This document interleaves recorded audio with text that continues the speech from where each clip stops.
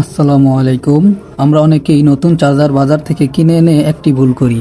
ভুলটি হইতেছে আমরা এই যে কানেক্টরগুলো এখানে কেটে জোড়া দিয়ে তার লম্বা করি। এটি হলো আমাদের একটি ভুল। আপনারা কখনো এই ভুলটি করবেন না।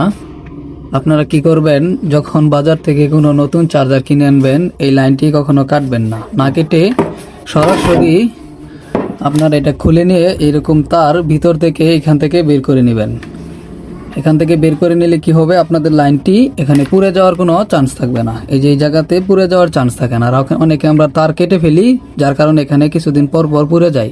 আর আপনারা যদি শুরু থেকেই এরকম একটি মোটা তার এটার ভিতর থেকে বের করে নেন, তাহলে আপনাদের তারগুলো কখনো পুড়ে যাবে না। এ দেখেন, আমি আমার লাইনগুলো ভিতর থেকে বের করে নিতেছি।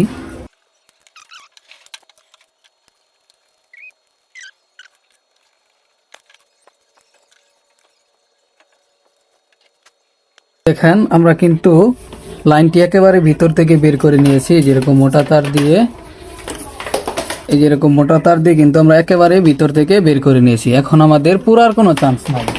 আর যখন আপনারা এই যে এই তারগুলো করেন, এইখানে কেটে জোড়া দেন, তখন কিন্তু এই জায়গাটায় ঘন ঘন পুড়ে যায়, যার কারণে অনেক সময় আপনাদের গাড়ি রাতের বেলা চার্জ হয় না।